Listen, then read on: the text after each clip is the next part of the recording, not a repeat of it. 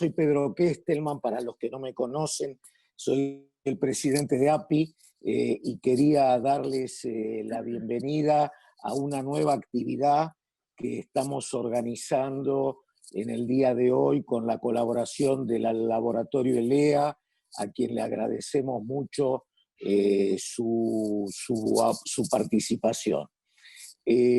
Antes de dar inicio a la actividad, quería hacer unos breves anuncios.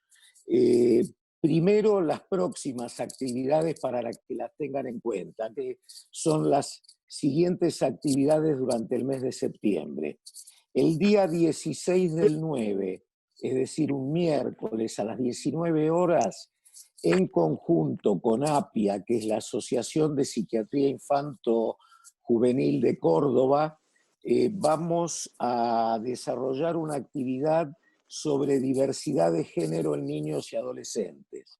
Y vamos a contar para ello con la participación de la doctora Liliana Ungaro, miembro de API y del Hospital Garrahan, que tiene muchísima experiencia en el tema, así que les recomiendo que no se la pierdan.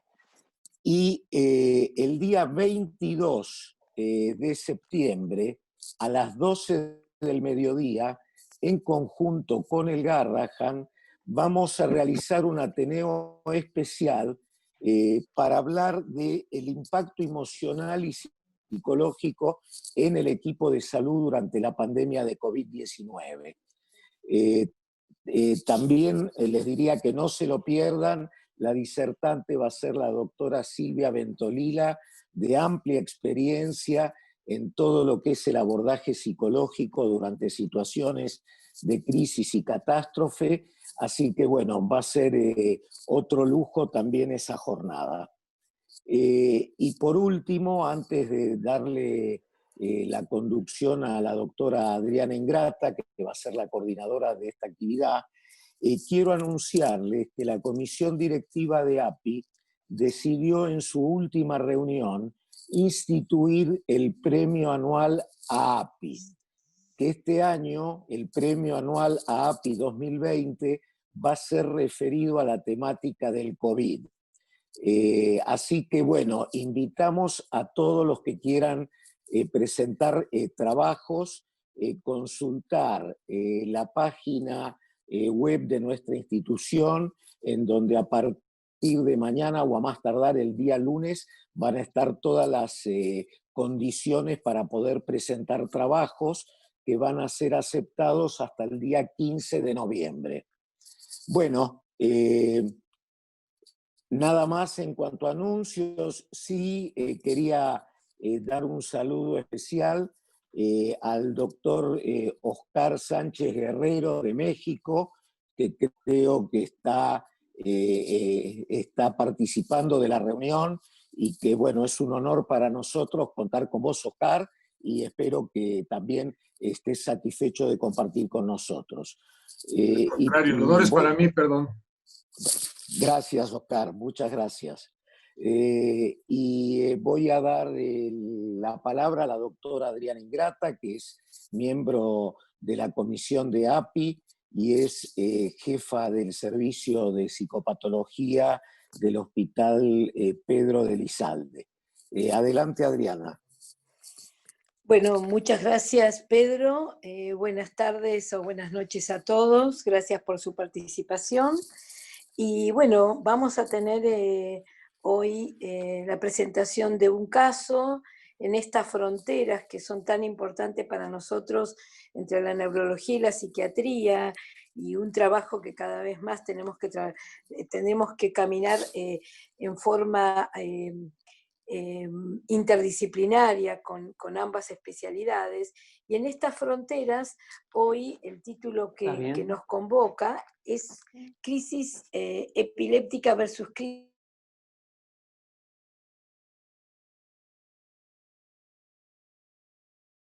Adriana está silenciada. Perdón, disculpen, ¿ahora sí? ¿Ahora sí me escuchan? Perfecto. Bien, bueno, agradecí a Pedro por la presentación y a todos por la participación.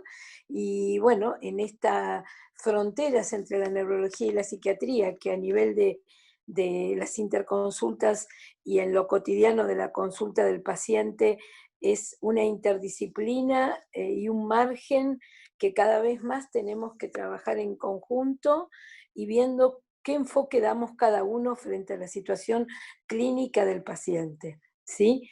En este título que se ha presentado como crisis epiléptica versus crisis no epiléptica versus conversión histérica versus un sistema, agregaría yo, un aparato psíquico con un sistema límbico que produce distintas manifestaciones y que nos hacen incluir las miradas de estas dos disciplinas, que va a ser neurología y psiquiatría.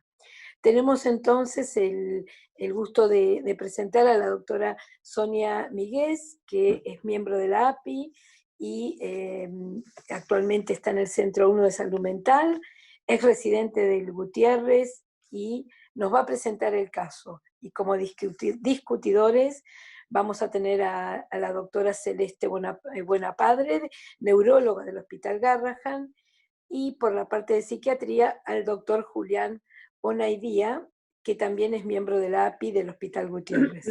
Te doy, si te parece, la palabra, Sonia, para que empieces con la presentación del caso.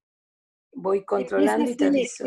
Empieza bien. Gracias, Adriana. Muy bien, perfecto. Entonces, Celeste, empezando a partir de ella. Vamos con la presentación. Me tendrían que dejar, a ver, que yo pueda... Ahí estoy. Ahora les comparto la pantalla. ¿Se ve bien? Y Celeste está abriendo. Se está cargando. Sí. Bueno, primero muchas gracias por la invitación. Yo soy neuropediatra, formada en el Hospital Garrahan. Si bien este paciente que nos convocó a todos no lo vi en el hospital, no lo vimos en el hospital, pero mi trabajo principal o en el ámbito hospitalario es en el Hospital Garrahan. También me formé ahí.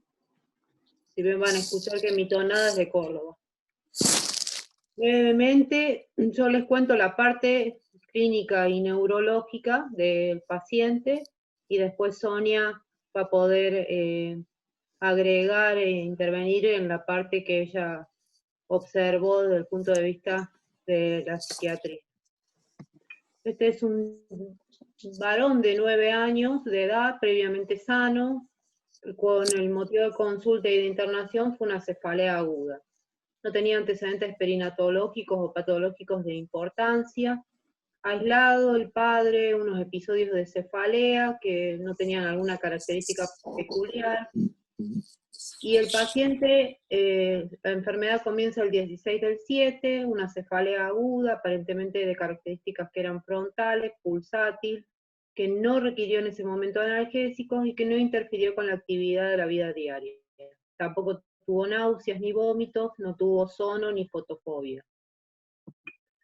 El 17, a la madrugada, la cefalea es intensa, en clúster aparentemente, no cede por lo que lo llevan a la consulta.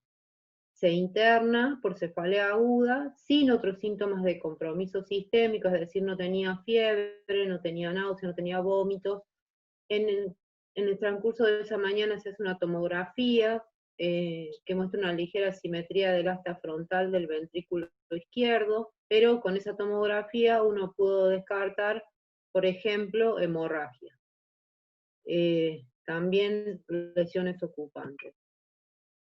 Hacen la consulta, es cuando me llaman, cuando lo veo el paciente ya había recibido una dosis de lorazepam, estaba recibiendo analgésicos, tenía un sensorio conservado, refería a una cefalea que era frontal principalmente, pulsátil, pero en el momento que hacía el clúster, que era cuando él gritaba por el dolor, la intensidad era de 9 en 10. Eran periodos cortos de segundos donde era más intenso el dolor, y esa cefalea no había llegado a calmar con analgésicos. No tenía náuseas, no tenía vómitos, aparentemente en ese momento no había una aura previa, si bien después al interrogatorio un poco más dirigido, el papá refirió que vi posibilidades de algunos de fosfenos. El examen físico de los pares craneales eran normales, el examen motor era normal y el sensitivo también. Se solicitó una resonancia de cerebro con angio, que después lo evalué y fue normal, un fondo de ojo, que fue normal, y un estudio de polisomnografía que fue normal. Después, tal vez en el momento de la discusión, un poco puedo explicar por qué cada estudio. El 18 continúa con la cefalea, que aparentemente no cedía con los analgésicos que estaban reglados, y por la noche comienza con episodios de hiperexcitación. El 19, asociado a la cefalea, sin un orden, o sea, en la presentación, tiene algunos episodios donde se desorienta, dice que desconoce a los padres en algunos momentos, le hicimos una punción lumbar con presión de apertura y se pidió también el hisopado para el COVID. El 20, al día siguiente, lo vuelvo a evaluar, el examen neurológico sigue siendo normal, salvo que estaba somnoliento, porque producto más de los fármacos. La cefalea aparentemente era de mucha menor intensidad, por lo que él podía contar, tenía un discurso ordenado, estaba orientado, podía hacer cuentas simples, responder, cumplía órdenes, o sea, el Glasgow que uno evalúa groseramente era normal. Entonces hablamos de la posibilidad de un alta, y el mismo día, por la noche, empieza con eventos de aparentes crisis, tónico-clónicas, sin una semiología epiléptica clara, no perdía el conocimiento entre los eventos, cuando los tenía no había desaturación, ni tampoco alteración de la frecuencia cardíaca, o algún otro síntoma de compromiso sistémico. Sin embargo, pasa a terapia intensiva nuevamente por estos episodios. Se le realiza otro polisomno que finalmente fue normal. Y ahora yo la dejo a Sonia, dejo de compartir para que ella pueda contar la parte de sus evaluaciones.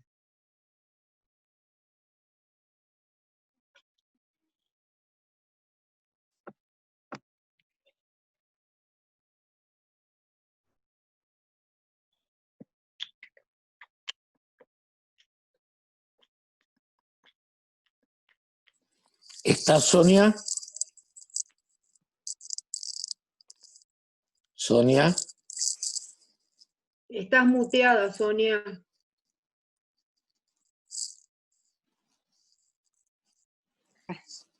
Sonia.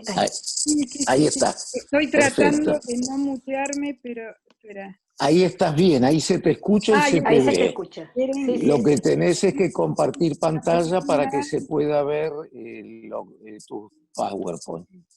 Aquí está. Esperen que... Acá. Bueno, primero quiero agradecer a API y a todos los que vamos a compartir esta charla, especialmente a la doctora Buonpadre, que entre las dos tratamos de descifrar este caso. Ella me ayudó mucho en darme toda la información neurológica, porque era un caso realmente complicado para dar un diagnóstico de certeza, ¿no? Para descartar definitivamente el orgánico y encargarnos nosotros de algo más emocional. Pero para llegar a la resolución de este caso, que yo lo llamé una semana de dolor, o 6 días de dolor, comienza así. Un jueves, Nicolás, de 9 años, sin antecedentes de importancia, como decía Celeste, ingresa a una sala de internación pediátrica de un sanatorio porteño presentando un cuadro de cefalea aguda frontal intensa con antecedentes. En él, Celeste decía que no era algo confirmado, pero bueno, en algunos momentos los padres dijeron sí, había visto lucecitas, bueno, yo puse antecedentes dudosos de fosfenos y mareo también dudoso. Según los padres, presentaba dolores en todo el cuerpo. Ellos referían que, perdón, ¿hay un ruido o algo que se escucha? Sí, silencio en los micrófonos. Según los padres, el chico, cuando el chico empieza con la cefalea, también se quejaba de dolores en todo el cuerpo. Es evaluado y tratado por la doctora Celeste Bonpadre, especialista en neurología, ese jueves, antes de que yo lo conociera, el chico. Viernes, yo sé que el chico había estado en terapia recibiendo opiáceos porque no calmaba el dolor. El sábado por la tardecita me llama la madre, o sea, a las 48 horas de su internación, la madre me consulta telefónicamente. A través de su relato y el de la pediatra de guardia, presumo que el niño presenta un cuadro confusional con agitación psicomotriz y cefalea. Mis preguntas son si el sensorio, o sea, mi duda era si el sensorio era alternante, si las crisis de llanto podían ser de tantas horas de duración, como me decía la madre, y si había o no dolor corporal, también era una duda que me quedaba en el interrogatorio. El chico había recibido dexametasona, clorpromacina, analgésicos, clonazepam sublingual. Estos datos después los saco de la historia clínica. Por teléfono pregunto a la pediatra de guardia si el cuadro podía ser secundario a la medicación recibida. La médica presume que los síntomas se deben principalmente a un tema emocional, me dice. Suspendo telefónicamente el clonazepam y la clorpromacina que estaba recibiendo. Agrego lorazepam 1 miligramo cada 6 horas. El niño se tranquiliza a las horas parcialmente. Explico a los padres, porque la pediatra me contaba que los padres se negaban a que se realice la punción lumbar, hablo con ellos y se le hace la misma, bueno, bajo anestesia. Midazolam y ketamina recibe ahí. El domingo por la mañana continúan las quejas de dolor junto con irritabilidad y llanto. El padre refiere que el niño, por teléfono, me cuenta que el chico presenta episodios de desorientación y por momentos no lo reconoce, algo que Celeste también había registrado. Ingreso a la habitación del niño, el niño estaba dormido, pero al ratito de escucharme se despierta. Mientras hablo con el padre, el niño se despierta enojado, se queja de dolor de cabeza frontal, se retuerce de dolor dando vueltas en la cama, protesta, no quiere hablar, lloriquea, gime con angustia, cierra los ojos, impresiona presentar fotofobia. O sea, de todo lo único orgánico que yo veía como signo clínico, más allá de que él refería dolor, es que realmente la luz le afectaba. Salgo de la habitación. A los pocos minutos escucho gritos desesperantes. Vuelvo a entrar a la habitación. El niño está sentado en la cama mirando al padre con perplejidad. El padre refiere, no me reconoce. El niño grita, sacude todo su cuerpo, me mira extrañado, no puede responder cuál es su nombre ni el nombre del padre. El padre llora también al verlo así. Me cuenta en un costadito de la habitación la situación vincular que vive Nico con su madre, atribuyendo a dicha situación el desencadenamiento de este cuadro de dolor y descompensación. 8 meses atrás, la madre se había ido bruscamente a vivir con su nueva pareja. Nicolás tuvo que dejarla, que era su casa materna, su habitación, su cama, para vivir en una casa donde no tiene su habitación, no tiene cama, duerme en un colchón, ni tiene sus objetos. En la nueva casa habita además una niña de 8 años, hija de la nueva pareja. Viendo también una presunción de que lo emocional por lo menos estaba influyendo bastante, agrego prometacina 12,5 a la indicación del lorazepam para conciliar el sueño. Me habían dicho que no había dormido bien ninguna noche desde la internación. Al retirarme del sanatorio me interceptan la madre y su pareja. Me explican que Nicolás últimamente había estado muy nervioso. Refieren que hablaba de suicidarse, decía que su vida era un desastre, un niño de 9 años, que había amenazado a alguien con un cuchillo y me cuentan todas situaciones ocurridas en la casa de la pareja de la madre. Todos estos datos la madre no me los había contado en la primera conversación. Tampoco se los había contado al padre. Según ella, habían realizado una consulta con una psicóloga quien minimizó el problema. Con cierta confusión diagnóstica de mi parte, y dado que yo me estaba yendo ya del sanatorio, y con miedo a que toda esa excitación psicomotriz y la perplejidad, asumiéndola como psicótica, como pudiendo ser una perplejidad de origen psicótico, le indico lanzapina 2,5 miligramos a la noche. Una hora más tarde me cuentan que está tranquilo, calmado, duerme bien y no requiere la dosis de prometacina que yo le había indicado unas horas antes. Esto fue el domingo.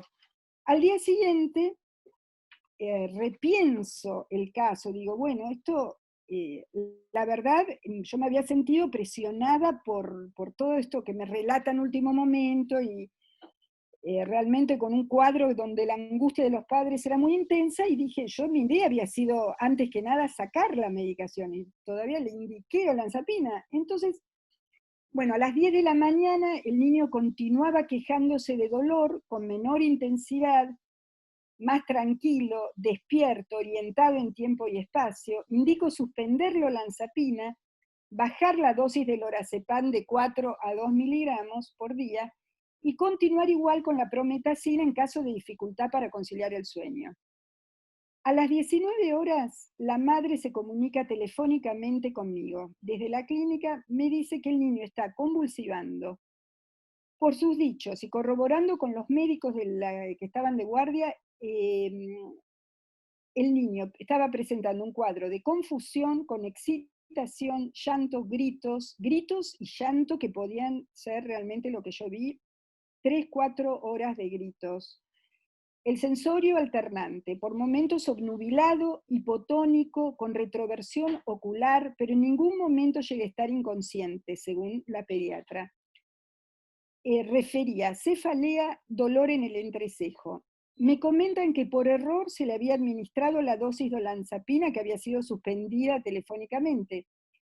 Por el estado de excitación le dan otra vez lorazepam, en poco tiempo le dan 4 miligramos, según los padres. Y la tía me dice que a partir de recibir la olanzapina habían empezado las convulsiones.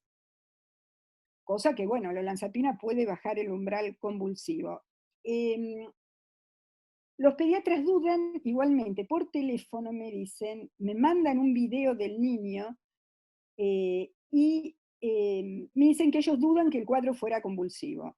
La doctora Bonpadre interviene, el una nueva polisomnografía es normal, y en terapia, los pediatras deciden hacer un washout, he llevado otra vez a terapia intensiva por segunda vez en 4 días, y la madre se queda a dormir por primera vez en la clínica. Los días previos argumentaba que ella no podía quedarse por tener pareja.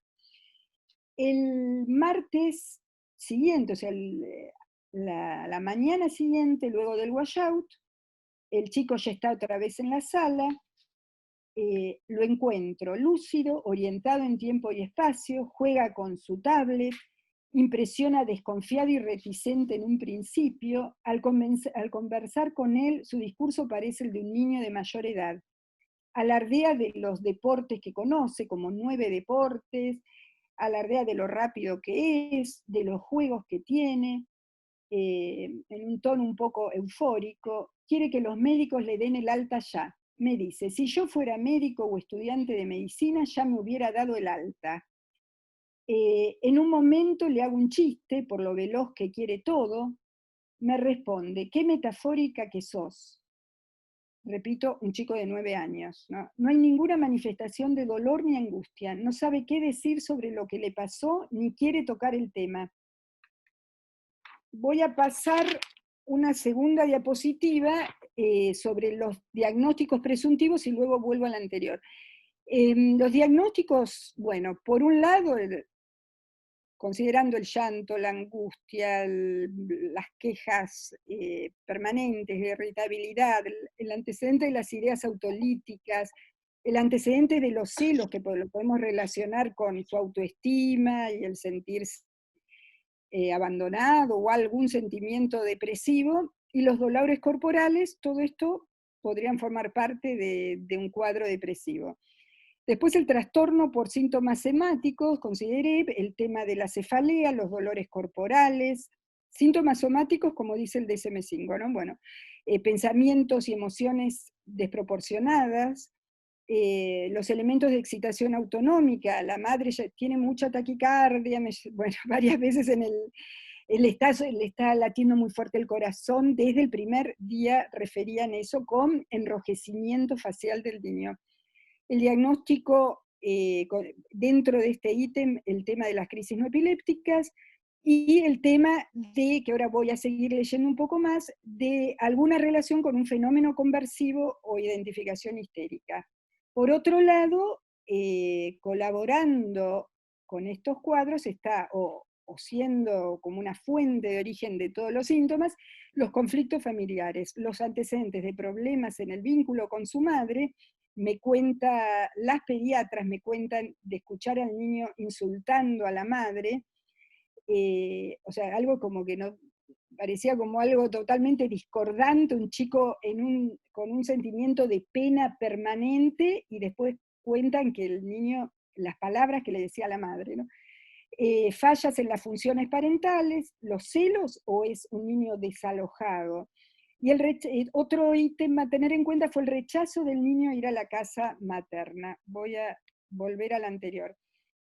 Entonces le dejo como indicaciones, porque ya al día siguiente, ese martes ya pensábamos en el alta, le indico prometacina 12,5 en caso, no, se la doy y se la indico directamente, le digo para conciliar el sueño, porque yo dije, este nene no sé cuánto va a aguantar en la casa sin una crisis.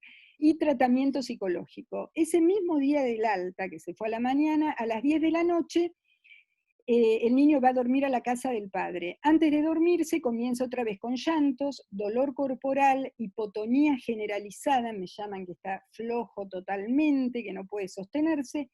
El padre lo traslada a la casa donde vive la madre con su pareja. Allí presenta nuevamente, o sea, más o menos lo va sosteniendo hasta que llega a la casa de la madre, presenta un cuadro nuevamente con retroversión ocular. Ahí estaba la tía presente también del niño, la tía médica, sensorio alternante, me mandan otro video del niño, yo acá me asusto. Sonia, perdóname, Sonia, una inquietud. ¿Vos estás con PowerPoint? Porque si estás no se está viendo, ¿eh? Ah, sí, estoy. ¿No se estuvo viendo nada? Nada, nada. No. Yo Tenés compré que... un Power, pero No, a ver pero, cómo. a ver, tenés que compartir la pantalla, sí. Sí, yo puse compartir pantalla. No. De acá, perdonen, a ver dónde lo Sí. encuentro. Si no te queríamos interrumpir acá, porque igual estuvo mirá, muy claro. Sí, pero ahora lo muestro, mira. Bueno, trata de hacerlo Espera, a con ver, cierta... ¿Esto se ve? Sí, se está Sí, viendo. ahora sí, ahora sí. Amplíalo. Sí. Espera, es este. Perfecto. Te muestro, la primera era esta es la segunda. Sí. Ahora esperen que aquí está. Sigo con esta y después paso a la otra. Sí. Entonces, bueno, esto es todo lo que fui diciendo estaba acá. Y yo le doy el alta, bueno, la primera noche, es este día, el martes. Después del alta va a dormir a la casa del padre. Antes de dormirse comienza con llantos, dolor corporal, hipotonía generalizada. El padre lo traslada a la casa donde vive la madre con su pareja. Allí presenta nuevamente un cuadro con retroversión ocular, sensorio alternante. Me envían un video donde observo a la tía del niño que le habla dulcemente, le toca el cuerpo como haciéndole cosquillas, y el niño parece despertar. No consiguen la prometacina. Entonces a la noche se desesperan buscando una familia. Parece que está en falta la prometacina, no sé. Le indico entonces que compren difenidramina y con eso se duerme enseguida. Requirió difenidramina durante 4 días para conciliar el sueño. Su tía me contará luego que el niño dijo: me desmayé 3 veces, asustado. La tía hace la asociación, que unas semanas previas el niño le había comentado que había visto 3 veces desvanecerse a la madre. a la madre le había bajado la presión luego de haber sufrido un aborto espontáneo unas semanas previas a este cuadro del niño. Bueno, la situación actual. Acá voy a pasar a la siguiente. Estos fueron los diagnósticos que yo estuve comentando: el trastorno depresivo, con llanto, angustia, irritabilidad, celos, dolores corporales, trastorno por síntomas somáticos, el tema especialmente de los dolores asociados a pensamientos y emociones desproporcionadas, la excitación autonómica, el tema de la pseudocrisis y el tema de algún fenómeno conversivo en duda. Y los conflictos familiares, el tema del vínculo con la madre, las fallas en las funciones parentales, el tema de sentirse desalojado por elementos de la realidad, de fallas en las funciones, y como un dato llamativo, el que empieza a aparecer es el rechazo de ir a la casa materna. Acá pongo esta diapositiva, es copiada de la doctora Liliana Fernández de Fundopsi, donde ella hace una comparación entre el DSM-4, que llama a los trastornos médicamente inexplicables como trastornos somatomorfos, y la comparación con el DSM-5, que llama trastornos por síntomas somáticos, donde estarían incluidos los síntomas y signos psicogénicos no neurológicos, y estos cuadros médicamente inexplicables con excesivas emociones, comportamientos y cogniciones negativas, que es lo que vemos en estos casos. Esto sí es lo que está incluido en el DSM-5. Estos por conversión o trastorno somático funcional antes estaban incluidos en el DSM-4. Bueno, la situación actual, por último, a ver, yo puse esta foto del jorobado de Notre Dame, lo tomé. El niño concurre en un principio algunos días a la casa de su madre. Luego relata a su padre situaciones estresantes vividas allí, que son aparentemente como exageraciones de la realidad. Yo no sé si son realmente situaciones de violencia o es la fantasía del niño, pero de todas maneras hay un sufrimiento en el subjetivo, ¿no? La madre afirma que esas cosas el niño las inventa por celos. Existe una gran litigiosidad entre los padres. El padre por primera vez solicita la intermediación de un abogado, ahora se dejaron de hablar entre los padres. Directamente es todo a través de abogados. En las primeras entrevistas, en un tono agrandado, pongo yo, Nicolás comenta que tiene que ahorrar dinero para ir a varios países de Europa, especialmente para ir a ver a jugar a Cristiano Ronaldo.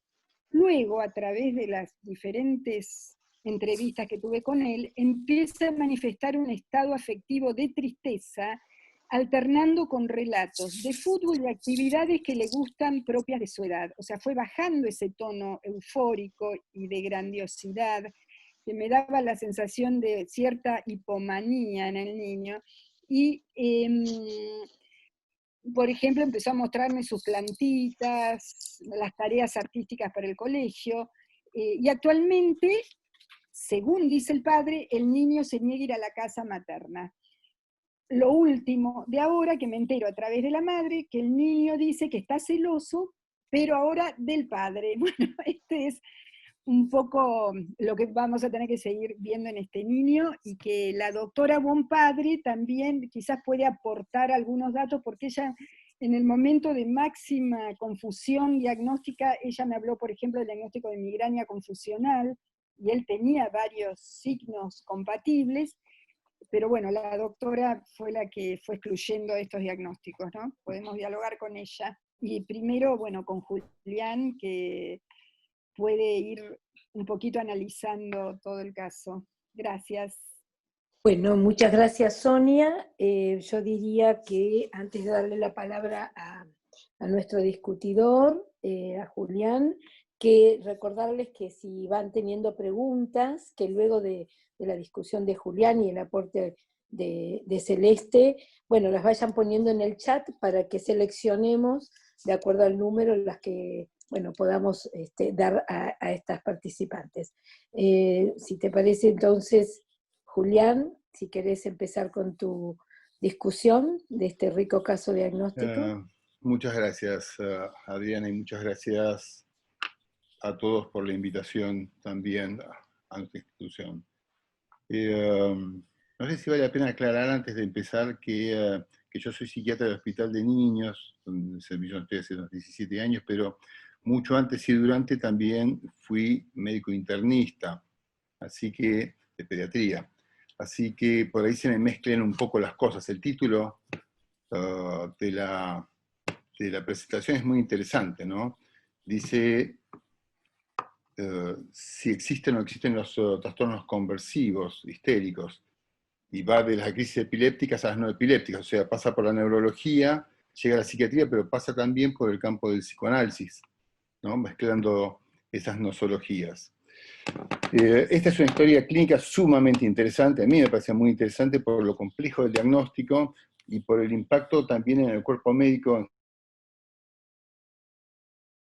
donde algunos cuadros nos llevan a cuestionarnos mucho más que otros, pero también por lo incierto del futuro clínico de este paciente presentado. Yo creo que sin duda el ingreso, el diagnóstico de migraña, perdón, les aclaro, yo voy a compartir pantalla dentro de un ratito porque hice algunas diapositivas, pero para hablar fundamentalmente de algunas clasificaciones. Me parece que lo que fui anotando ahora y un poco cuando hablaba con Sonia antes es esto, ¿no? Me parece que el diagnóstico de migraña al ingreso es muy pertinente, que el estudio está perfectamente completo y el tratamiento es adecuado. Hoy, sabiendo cómo va a seguir después, nos puede llamar un poco la atención el componente emocional que manifiestan las demostraciones dolorosas, y por eso también esta referencia a un dolor somático general que no pertenece del todo al cuadro principal. Pero como sabemos que las manifestaciones de dolor son siempre subjetivas y tienen componentes emocionales, lo podemos decir hoy con el diario del lunes. También es llamativo que por la manifestación tan intensa el chico tenga que quedar internado, ¿sí? Y mucho más si la internación es en terapia intensiva.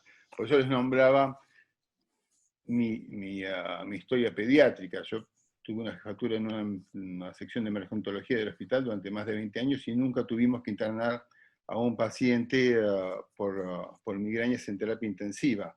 Esto para marcar lo peculiar del cuadro. La cuestión es que el diagnóstico me parece que está muy bien hecho, la medicación es muy adecuada, el paciente queda internado y a pesar de la medicación, en lugar de mejorar, empeora. En los transcurso de los 3 días, los síntomas que se van agregando son cada vez menos específicos. Aparentemente empezó con una confusión, pero variable en el tiempo, enojo, irritabilidad, muy persistentes, y los dolores que lo llevan a retorcerse en la cama. Cuando uno hace una semiología del dolor, los pacientes migrañosos más bien se quedan quietos, que no está retorciéndose. Lo exagerado quizás de los síntomas, lo proteiforme, lo diverso, digamos, a todo esto se agrega además un episodio que describía Sonia, y es que en un momento ella salió, volvió a entrar, y lo encuentra en un episodio ya de tipo disociativo, con amnesia de características negativas, con amnesia de su nombre, amnesia del nombre del padre, incapacidad para reconocerlo. El padre mismo en este momento nos muestra cierta fragilidad, está llorando, ¿no? Al mismo tiempo que el chico está perplejo. Puede ser que la clorpromacina de cierto letargo, puede ser también, sin duda, que la agitación sea caticia, pero la realidad es que, y está muy bien suspenderlo y cambiar la benzodiazepina por una de vida media más corta, pero la realidad es que aún así la medicación no nos explica todo lo que estaba pasando. Uy, perdón, voy a conectar el cronómetro porque no me quiero pasar. Yo creo que con todo esto, a esta altura ya estamos autorizados a proponer un diagnóstico presuntivo de trastorno de síntoma somático, y dentro de esto sapronerminio doloroso. Lo que era antes, en el DSM-4, el trastorno doloroso. De igual, dentro de un ratito vamos a revisar rápidamente las clasificaciones. Ojo que la presencia de la migraña como comórbida no descarta digamos, la existencia de este trastorno. Dado la característica subjetiva del dolor, esta categoría, la de trastorno de síntomas somáticos, no exige el descarte, se apoya más bien en los síntomas variables que quedan fuera de fisiopatología del orgánico. Y aparte hay que destacar que la migraña en pediatría reconoce varios disparadores en común con el desencadenamiento del trastorno somático. Por ejemplo, los conflictos familiares, el acoso escolar por pares, la ansiedad, la depresión, también puede reconocer un abuso sexual infantil, etc. Y en este chico en particular, los conflictos familiares comienzan a aparecer en su primera entrevista con la psiquiatra, con Sonia. Hay acusaciones del padre a la madre, que se fue abruptamente a vivir con su nueva pareja, y yo diría, bueno, ¿quién pone el apelativo abrupto? ¿Sí? ¿Es el chico? ¿Es el padre? ¿Se habían separado antes? ¿Abrupto por qué? Era una pareja que ya la madre conocía, tenían 8 meses, creo que decía en algún lado, de separación. El chico conocía a la pareja, o sea, ¿por qué abrupto? ¿Sí? Aparte, la madre, que no podía quedarse hasta ese momento porque tiene pareja, también nos muestra un vínculo que por lo menos nos llama a la observación. Y hay referencias del niño que en su nueva casa, ¿no? Me cuesta pensarlo, 8 meses y no tiene cama, no llevó sus objetos. Pero bueno, en su nueva casa hay un estado de malestar persistente, con mucha angustia. Él dice, mi vida es un desastre. Tiene pensamientos depresivos, con deseos de muerte, irritabilidad, amenazas de heteroagresión. Todo esto va configurando una alteración severa en su estado de ánimo. Bueno, me vuelve a llamar la atención, hablando del impacto sobre lo médico, ¿no? Que cuando se deciden hacer un washout de la medicación, para suspender una medicación que se venía administrando en un tiempo corto, en pocos días, y una dosis bastante prudente, consideran necesario pasar al chico a la terapia intensiva. Me parece que esto lo que nos habla de nuevo es de lo poderoso de la sintomatología en sus manifestaciones.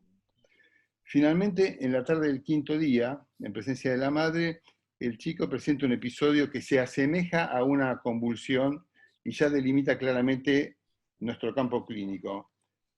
Como la intención de la charla es abrir la discusión sobre el caso y no armar una charla general, yo voy a tratar de enfocarme en lo que fui anotando de lo que este chico presentaba y algunas diapositivas que voy a empezar a compartir ahora. A ver. Sería esta. Y esta. ¿Se ve ya? Sí, ¿no? Se ven, ¿eh? Sí. Se ven bien. Gracias. Sí. Bueno, no les voy a leer todas estas causas porque sería, como es, innecesario, sin duda, o abusivo. Este episodio, ¿sí? Sí, vamos a marcar unos datos, ¿no? Este episodio que se ha llamado pseudocrisis epiléptica o pseudocrisis, hoy en la medicina interna infantil se llama crisis y de adultos, crisis psicogénica no epiléptica, en un intento de dejar de lado una denominación más peyorativa, o se estima más peyorativa, porque sugiere fuertemente la simulación. Para la clínica pediátrica, la crisis psicogénica no epiléptica está dentro de los episodios paroxísticos no epilépticos. Episodios paroxísticos no epilépticos junto con muchos otros. Fíjense, espasmos de sollozo, crisis anóxica. Dentro de las crisis psíquicas está la crisis paroxística no epiléptica. Pero fíjense que dentro de otros también incluyen las migrañas. La característica de todos estos episodios es que tienen una presentación brusca, que pueden reconocer causas orgánicas o funcionales o psicogénicas, pero nunca, a ver, pasa. Ahí está, pero nunca reconocen un origen en una descarga neuronal anómala. Seguramente de esto es mejor preguntarle a Celeste, ¿sí? Pero bueno, está bueno reconocer la diferencia, ¿sí? Estos episodios no son de una descarga sincrónica y masiva neuronal anómala. En nuestra clasificación, perdón, a ver, esto pasa acá. Ahí está. En nuestra clasificación hasta el 2015, si uno se fija en el DSM-4, ya esto lo había aclarado Sonia, estaban dentro de los trastornos somatomorfos que incluían la lista que vemos acá. Yo en rojo fui subrayando los que pueden tener que ver con el paciente que nos ocupa, porque los demás no. Trastorno de somatización puede ser, pero en realidad se impone el trastorno de conversión y dentro de este, el que se presenta con crisis o convulsiones. Y también el trastorno por dolor, como que fue lo que inició el cuadro. Hoy por hoy, en el DSM-5, hoy por hoy desde hace unos años, y con la intención de hacerlo como más la clasificación más amable para los médicos no psiquiatras, se habla de trastornos de síntomas somáticos y síntomas relacionados, donde el primero es el trastorno de síntomas somáticos. Como les dije, creo que hay que pensarlo en uno prevenido con dolor. Persistente significa más de 6 meses, o sea que eso no podríamos hacerlo en agudo, habría que verlo luego. El trastorno de conversión, que hoy también se llama trastorno de síntomas neurológicos funcional, haciendo referencia a esto que les decía, que no responde a la fisiopatología de una convulsión. Y también deberíamos considerar, ya que estamos, porque puede ser, un trastorno facticio, donde es más importante la simulación. Dentro de lo que es el trastorno de conversión o trastorno de síntomas neurológicos funcional, están todos estos, pueden ser con debilidad, con movimientos anómalos, pero están específicamente aquellos que son con ataques o convulsiones.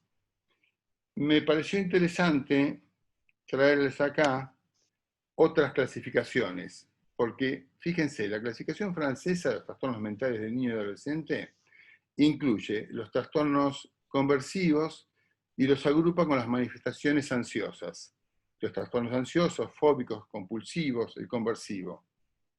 El CI-10 lo ponía dentro del grupo de los trastornos disociativos. Acuérdense, tenía elementos disociativos, tiene elementos ansiosos. Se me escucha, ¿no? A ver. ¿Hola? Sí, sí, se te escucha, sí. Claro, como va apareciendo otra imagen, porque algunos no silenciaron el micrófono, no estaba seguro, pues no me veo.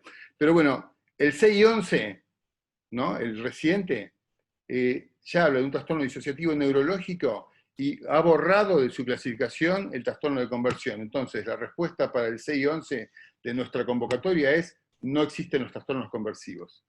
Por lo menos para su nosología. Traje estas clasificaciones porque, fíjense, ya sea las de las americanas o estas, todas toman una parte de lo que le está pasando a nuestro paciente. A ver, más allá de la clasificación, en líneas generales los trastornos conversivos son bastante frecuentes. En el caso específico de las crisis psicogénicas no epilépticas, los datos coinciden. Yo fundamentalmente me apoyé en lo que publica el Hospital Ramos Mejía, donde hay un Centro Nacional de Epilepsia. Publica una incidencia que va del 3 al 10% de todos los trastornos convulsivos consultados. Qué raro esto.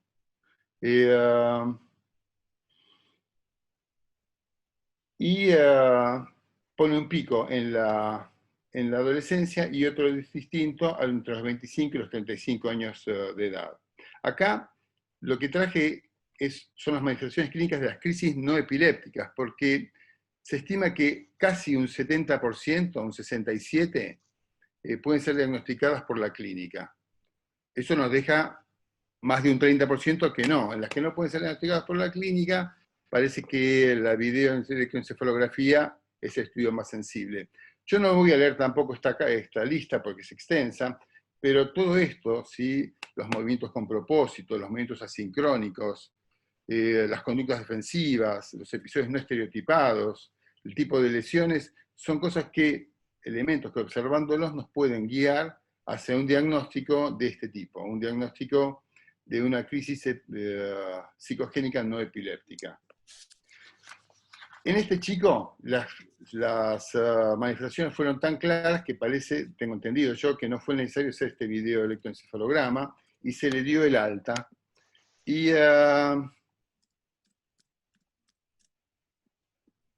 ¿ustedes notan en las diapositivas como una marca roja y amarilla? Sí, no se te nota preocupes. lo rojo, sí, sí, la diferencia bueno, de rojo y negro. No sé ni de dónde salió. Bueno, Como- no puedo evitarlo, soy así.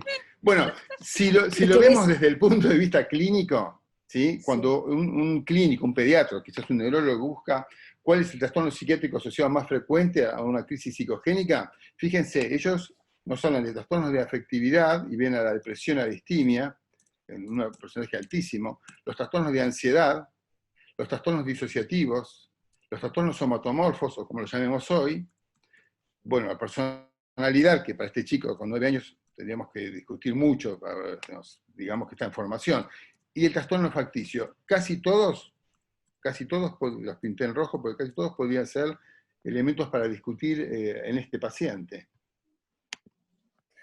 Si lo vemos desde nuestro punto de vista, desde el punto de vista psiquiátrico, y vemos qué es lo más, digamos, lo que debemos diferenciar, pero también podría ser tomado como comorbilidad, bueno, las enfermedades neurológicas, el trastorno de síntomas somáticos, el trastorno facticio y simulación, los disociativos, u otros, pero en rojo los que me parece que para este chico son los que podríamos considerar.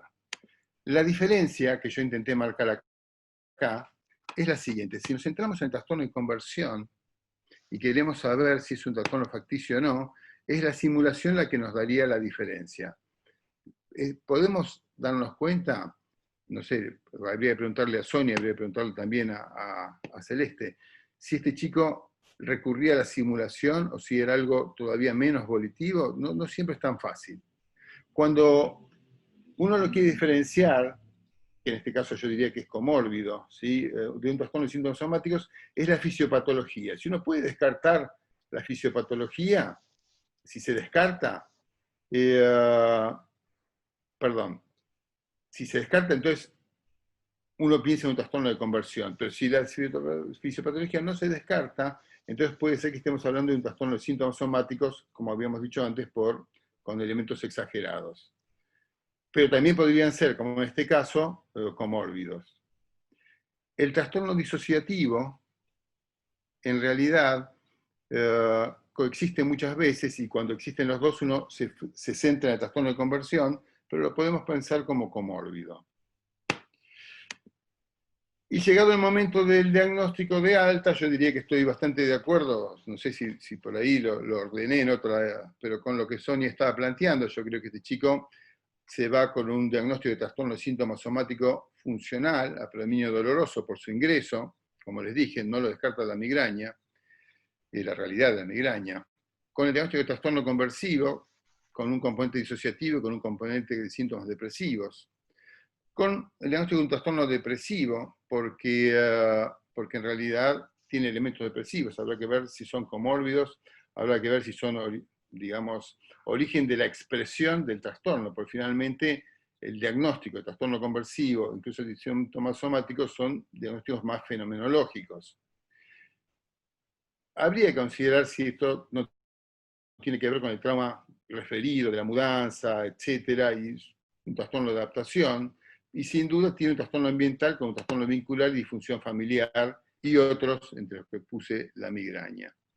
Pero también querría hacer una consideración con respecto a una valoración dimensional del humor que me parece que se hace necesaria. Cuando un chico tiene unas características tan expresivas como ¿sí?, con manifestaciones tan importantes, uno puede pensar si esto es algo que le ocurre como única vez y se acerca más a lo normal, si tiene cierta persistencia pero va a ser pasajero, y entonces podríamos hablar de un trastorno adaptativo, o si en realidad es el comienzo de lo que mucho más adelante vamos a poder establecer con el crecimiento y con la evolución, como puede ser un trastorno de personalidad, o si esto es, desde ya, un trastorno del ánimo con una manifestación más intensa.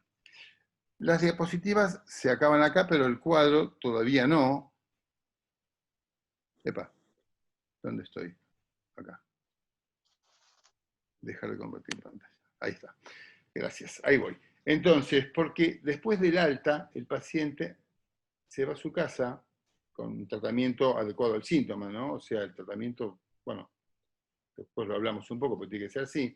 Y ya en su casa el paciente repite sintomatología conocida. Entonces acá, lo que me parece que vale la pena resaltar es que en este tipo de trastornos es fundamental conversar profundamente con la familia, porque tiene que quedar muy en claro que el sufrimiento psíquico del paciente es real, que no depende de su voluntad, aunque sea facticio, no es de la voluntad lo que va ahí. Que esto es lo más difícil de aceptar muchas veces, y eso es lo que más nos problematiza con la familia. Y a veces se da otra cosa y la familia se siente vulnerada porque la ausencia de enfermedad orgánica parece de jerarquizar la naturaleza del trastorno. Así que hay que conversar muchísimo, ¿sí? Tenemos que tener en cuenta, sí, que en la oportunidad ese síntoma puede ser muy funcional a la patología vincular. Este podría ser un caso, con los trastornos que tiene. Entonces, si es funcional, entonces lo que Sonia nos contaba acerca de la variación del chico que se enoja con la madre, con la padre, tendría que ver también con las mecánicas que se instala. Es necesario tener como una función, yo diría que casi educativa, porque los padres tienen que aprender a manejar los episodios con menos angustia y con la mejor evaluación posible del riesgo en su hogar. Y también tienen que saber que lo más probable es que los episodios se repitan, que durante mucho tiempo. Si uno considera la población general, el 50% puede ser que lo resuelva en un tiempo prudente, pero el 30% va a arrastrar algún tipo de trastorno durante toda la vida. ¿Te parece, Julián, que no sé si querés redondear y después con las preguntas por ahí completes? Voy a terminar. Ya realmente lo único que quería considerar ahora, pues ya terminé acá, es que no hay que desoír que en la última charla, ¿sí?, la tía nos cuenta un dato que no es menor, ¿sí? 3 semanas antes del comienzo de todo, la madre había tenido un aborto espontáneo y 3 episodios sincopales a partir de esto. El hecho de que nadie lo haya relatado, por ahí el padre no lo sabía, pero el hecho de que la madre no lo haya relatado, nos pone, digamos, al tanto de un funcionamiento disociado ya familiar.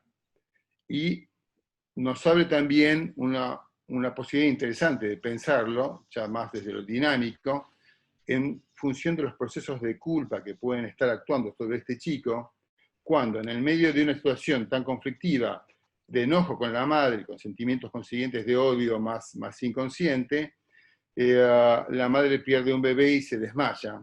Con lo cual, si uno considerase que la identificación, las manifestaciones externas, podrían llegar a resultar como un recurso histriónico en un intento de reparación. El tratamiento me parece que tiene que ver con esto, con elegir el síntoma capital, pero después con lo que uno puede seguir y diferenciar en el transcurso del tiempo. Ahí llegué. Muy bien, muchas gracias por todo este abanico que nos expones en la discusión. Bueno, antes de dar el lugar a las preguntas, yo quería como recordarnos, ¿no?, como que obviamente estamos haciendo un corte transversal y pensando qué va a aparecer en lo dimensional de este niño, y que, bueno, a veces amerita como poner un diagnóstico a la situación, pero obviamente este paciente, como ustedes dijeron, bueno, va a ir construyendo y viendo si esto se repite y en qué lugar se ubica.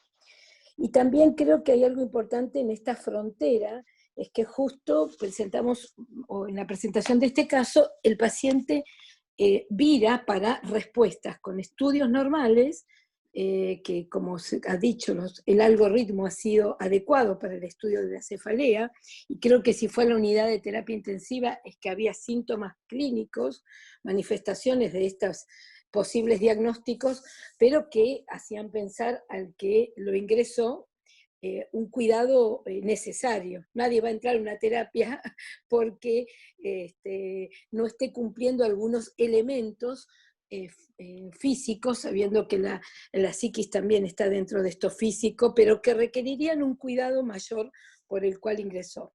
Lo que quiero decir es que abro como con las preguntas 2 caminos.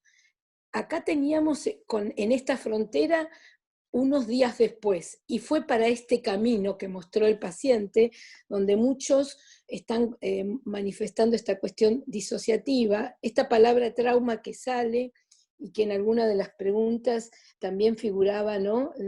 Hubo una separación traumática, hay antecedentes o no de abuso, y solo tenemos estas entrevistas, no tenemos un diagnóstico psicológico amplio que nos pueden aportar quizás a esto que desde la mirada de estas entrevistas y de esta situación, quizás nos darían, como diríamos, el camino también del abordaje del tratamiento psicológico que quiero que no perdamos como interdisciplina, ¿no? Hoy acá estamos con estos 2 miradas, psiquiatría y neurología, pero todos trabajamos con esta mirada también desde la otra pata de la psicología.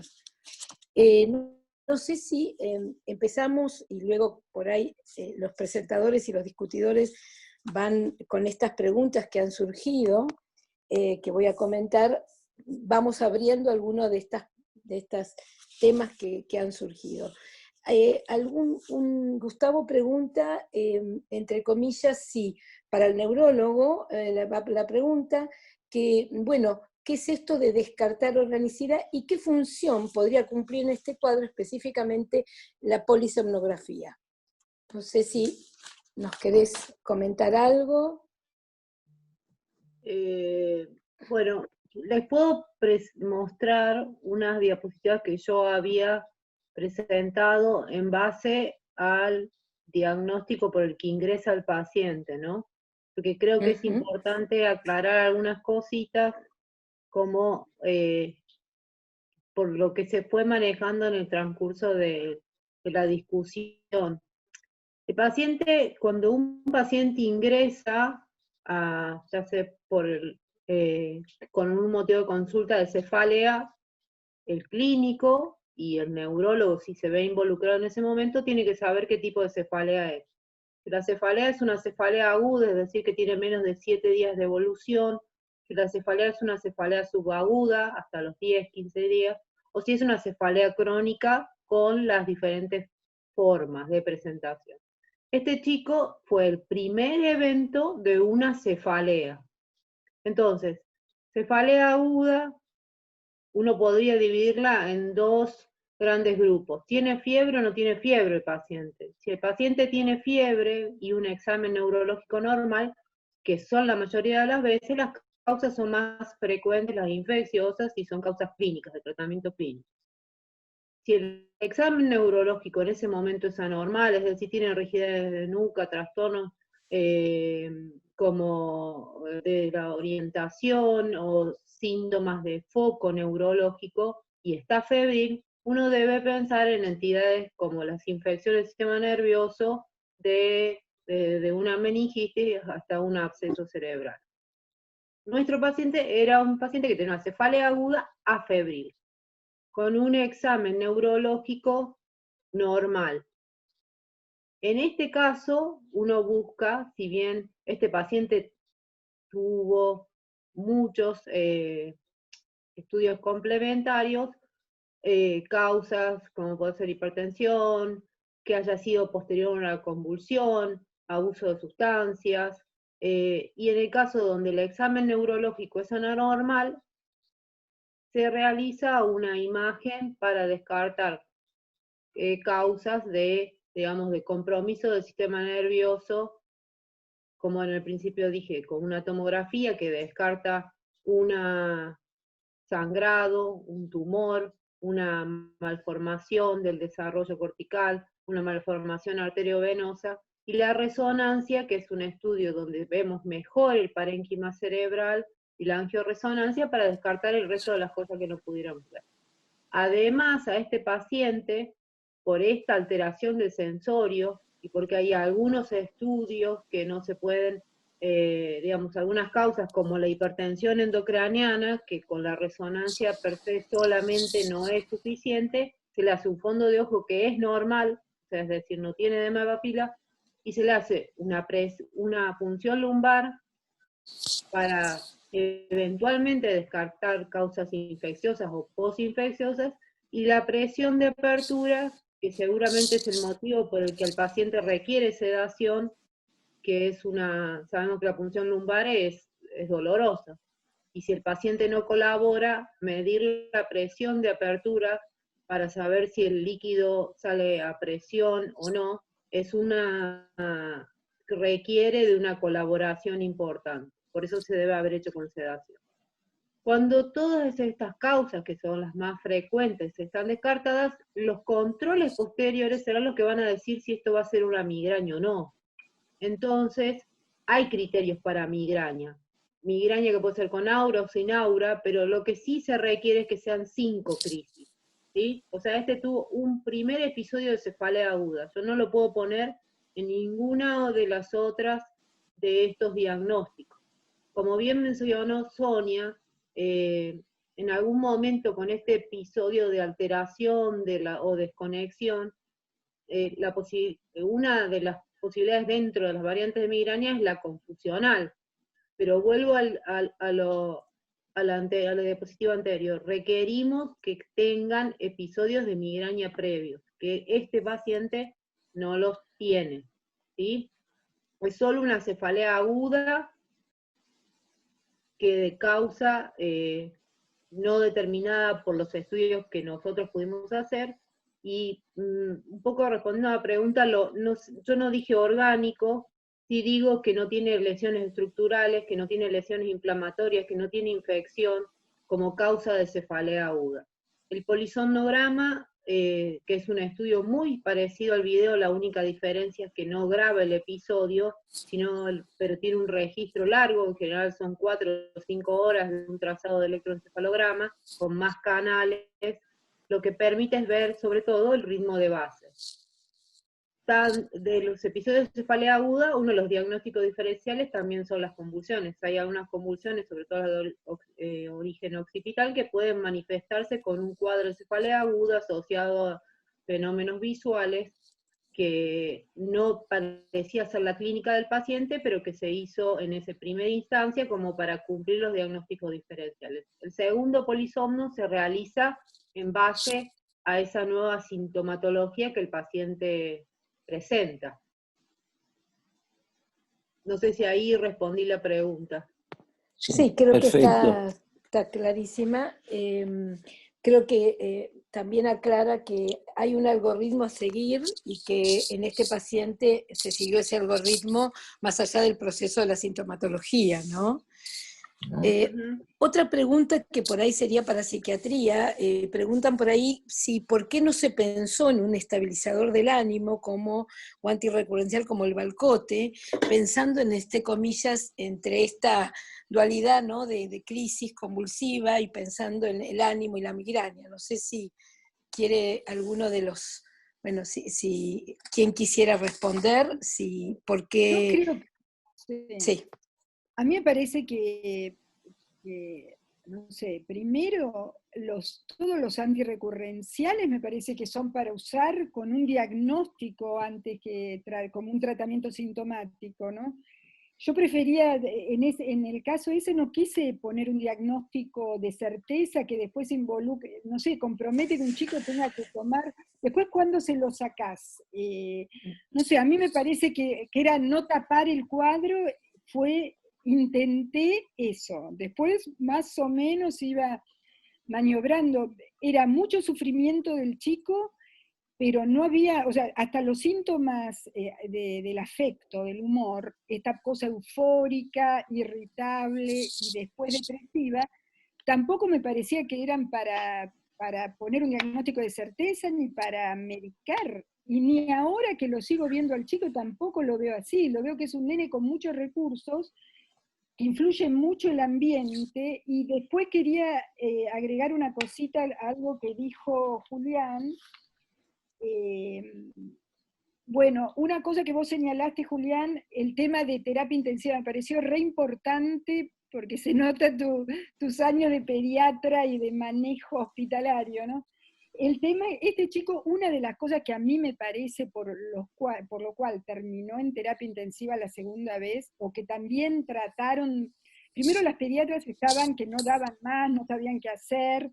Segundo, que el llanto del chico se escuchaba en toda la sala. Entonces, eso, viste que después se hace difícil para los médicos de guardia a la noche qué hacer con los llantos de un chico que no paran. Eso también para mí tuvo que ver con el... Y el tema del COVID, porque el COVID hace que no se puede entrar, salir, asistir al chico, consolar, que las enfermeras estén, que hayan 2 médicos, 3 médicos, ¿no? Esto también influye. Sí. Eso, ¿no? Sí, Sonia, yo quería comentar algo en relación a lo que vos justamente decís.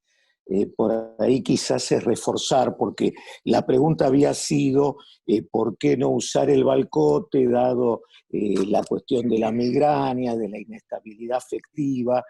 Y yo creo que estos son justamente cuadros en donde es muy importante el trabajo interdisciplinario de neurología y psiquiatría y del pediatra también, porque acá una vez que una neuróloga como Celeste, con su expertise, nos da la pauta y nos da los elementos de que no hay, digamos, organicidad como lo entendemos, no quiere decir de que estemos desconociendo elementos orgánicos en lo psíquico, ¿no?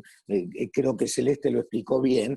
Bueno, ahí creo que nos podemos empezar a focalizar claramente en la problemática del chico, que era muy florida en este caso, es decir, la situación familiar, la situación traumática de la separación, como lo señala en uno de los aportes Celina Fabricán, yo creo que era de tal contundencia que me parece que incluso en ese contexto es muy difícil hacer un diagnóstico nosológico psiquiátrico, porque hay muchas cosas que son tributarias de esta situación.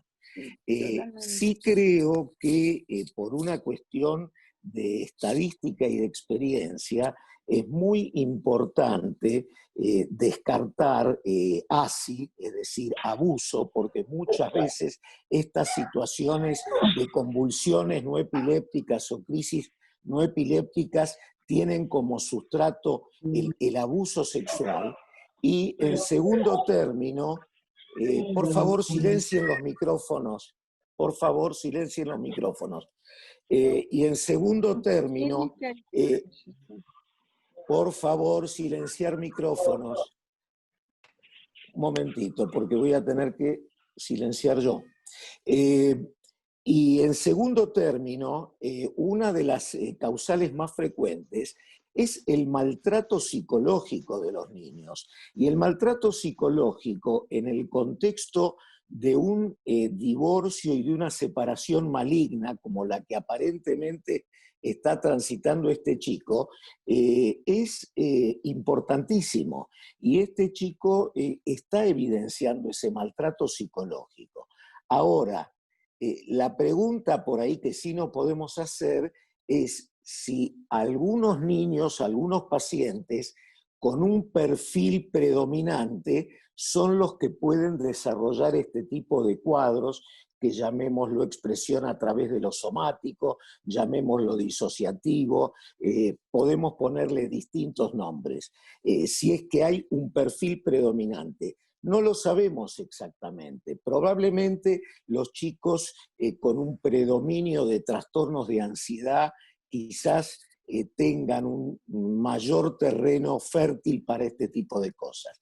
Pero lo que quería, digamos, recalcar de lo que dice Sonia es que acá, en primera instancia, y una vez despistado lo neurológico, es muy importante tomar la problemática vincular que este chico está atravesando. A eso quería agregar algo al comentario de Julián, que me gustó mucho los puntos que él tomó también. Este tema de la cama del nene, de no tener cama, 8 meses sin su propia cama y sus objetos. Bueno, después de la internación le compraron la cama, o sea, tuvo que pasar una cosa así para que le compren una cama. Igual,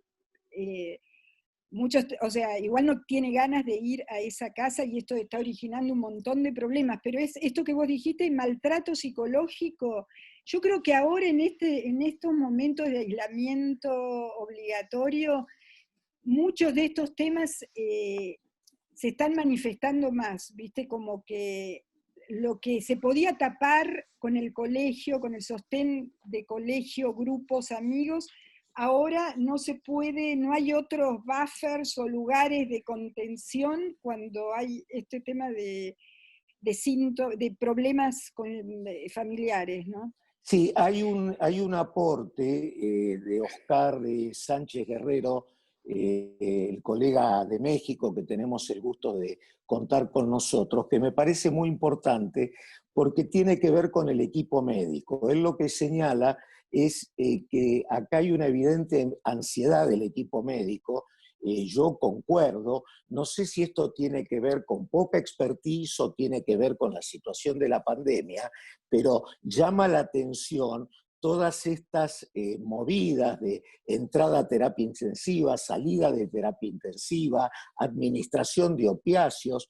No es común, como casi primera línea, darle opiáceos a un chico que manifiesta dolor, entre muchísimas otras cosas. Quería mencionarlo porque creo que es muy importante el aporte de Oscar Sánchez. Adriana, te dejo a vos. Sí, bueno, creo que esto que abre el camino de seguir, que hay también otras preguntas, el camino de preguntarse un poco más qué le está esta familia, qué no ha dicho, ¿no? Porque qué no ha dicho, recuerden que en el relato mismo que traen, esto del aborto que no estaba dicho, cuando uno dice una separación mala, bueno, ¿qué cosas ha vivido este niño que en él, porque sabemos que los hechos no generan traumas, son potencialmente memorias que pueden traer una no adaptación? Entonces, ¿qué le impacta en este niño? Por eso creo que el aspecto, en la conceptualización de la disociación, un aspecto amplio, no como diagnóstico, es lo que en el relato de los momentos que tiene, evidentemente el niño es tomado por esto. Y creo que el humor, ¿no?, que es algo que también trajo el Julián como de la discusión, ¿no?, como va a haber que estar viendo cómo se señala ese humor a lo largo de este niño en su construcción, que bueno, va a indicar, más allá de que obviamente hay que hacer un abordaje familiar y un abordaje de acompañamiento psicológico, además del acompañamiento psiquiátrico, que quizás empiece a aflojar, a encontrar los hilos que le ayuden a no tener que responder por este cuerpo y esta psiquis con esta intensidad, que fue, como vos dijiste muy bien, Pedro, también el equipo médico tuvo una respuesta como alarmante y de máxima. Él tuvo como de máxima, y el equipo médico con la pandemia COVID también tuvo respuestas adecuadas, pero también como ruidosas, podríamos decir, ¿no? Hay una mano de Ana María, que no sé si quiere hacer un comentario o una pregunta. Si es así, tendría que ser breve para dar lugar. Ana María. Sí, ahí estoy. ¿Me escuchan? Sí, sí, te escucho. Sí. Bueno, por gracias. Favor. Sí, no, solamente quería contar que hace como 20 años tuve un caso parecido, una nena de unos 11 años, me la deriva el neurólogo porque no respondía con clonazepam a los episodios que se interpretaron como convulsiones y seguía. Bueno, evidentemente era un trastorno conversivo. La historia de la nena era una adopción ilegítima. Ella lo ignoraba, tenía trastornos alimentarios, obesidad, mucha inmadurez en las conductas, venía con un osito. Bueno, la cuestión es que con el tiempo se fueron dando otras circunstancias donde yo me entero de que el padre adoptivo le pagaba en aquel entonces $1, no sé si era el 1 a 1, pero era $1, para que le lavara la ropa interior de él. Y otras circunstancias donde la mamá muere de cáncer, la mamá adoptiva, que en algún punto ella sospechaba algo.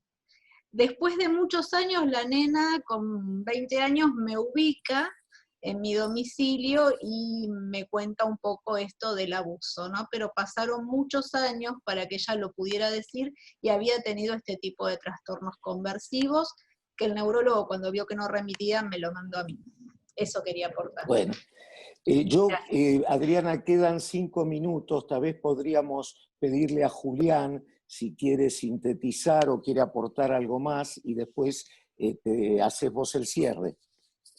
Muy Gracias. Bien. Gracias, entonces. No mucho más, me parece que tenemos una amplia coincidencia. Estoy muy de acuerdo con nuestro colega mexicano, perdón que no recuerdo bien el nombre ahora, pero por eso Oscar Sánchez Guerrero. Oscar Sánchez, eso es, gracias, Pedro.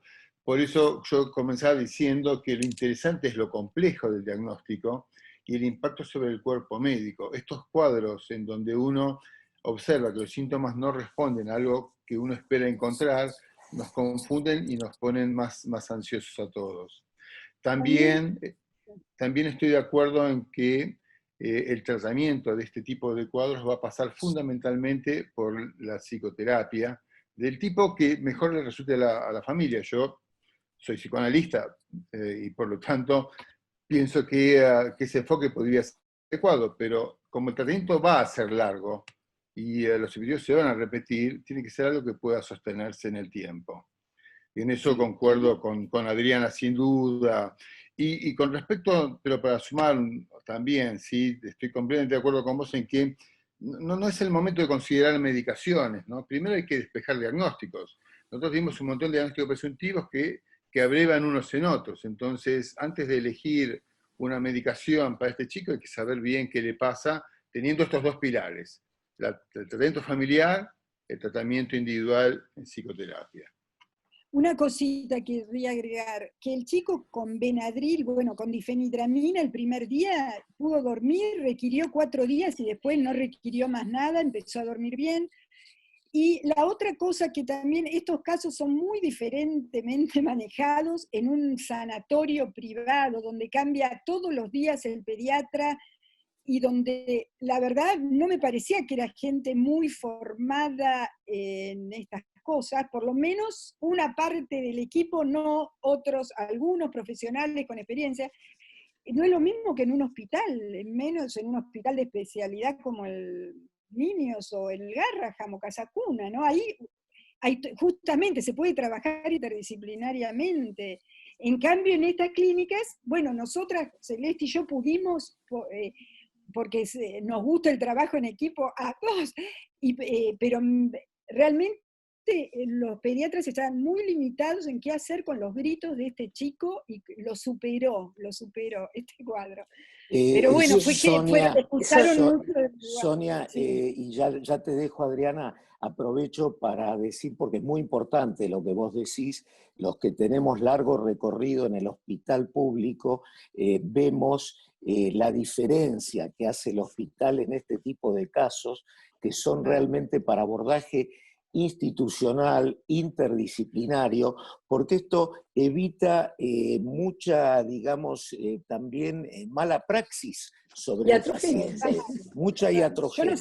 Yo no sabía quién preguntarle, había momentos claro, que no sabía quién preguntar. Claro. No, porque acá es que estos casos, digamos, si no se trabajan de manera interdisciplinaria y conjunta, son los casos más proclives a provocar iatrogenia, porque empieza la escalada de estudios, de medicaciones y hasta de intervenciones, y bueno, esto termina muchas veces muy mal para los chicos cuando se les puede haber evitado y cuando uno realmente puede abordar la situación traumática que está como detrás de todo esto, pero para lo cual uno necesita digamos, el aval, en este caso, de los colegas neurólogos que lo siguen al lado nuestro y nos van, digamos, diciendo que nosotros no estamos obviando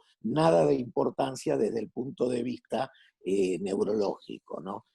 Bueno, les paso con Adriana y antes los vuelvo a invitar a todas las actividades que hemos enunciado al principio de la charla para el mes de septiembre y, por supuesto, además invitarlos a asociarse a API.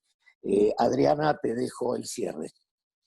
Bien, interesante el caso, me parece que es muy importante aquietar las aguas, pero no tirar con una bazuca algo que tenemos que hacer muy fino, por lo cual poner medicaciones que cubran varias cosas y después nos confunden el proceso, hay que tener cierto cuidado. Y la otra cuestión importante que marco es que no siempre vamos a tener la posibilidad en el lugar que estamos, en alguna provincia, en alguna clínica, a tener un equipo interdisciplinario, por lo cual es obligación también de la psiquiatría tener en claro estos algoritmos, ¿sí? Tenerlos en mente, porque no siempre va a haber un neurólogo infantil, ¿sí? Entonces, tener estos dos bandos y estos algoritmos frente a estos pacientes en este caso pareciera que hechos traumáticos generaron estos posibles diagnósticos, etcétera, pero también puede darse un caso que tenga que ver con otra evolución, por lo cual en nosotros es muy importante tener la mente abierta y las dos miradas que hoy vimos, en este caso, más allá de la evolución y cómo siga, tenerla presente creo que nos enriquece a todos. Y bueno, lo mismo que Pedro, los convoco a que sigamos compartiendo casos interesantes que nos permitan tener estas dos miradas en las fronteras de la neuropsiquiatría, ya que han nacido juntas, se separaron y ahora tenemos que trabajar interdisciplinariamente con todo gusto. Así que, bueno, le agradezco a todos los expositores y al discutidor, así que muchas gracias y cerramos. Gracias a vos, Tatiana. Gracias, Sí, Pedro, Julián. sí, gracias a todos. Va a estar la grabación en el canal de YouTube de API y muchas gracias, Elea, por el apoyo. Adiós, buenas noches. Hasta luego, Que buenas descansen. noches.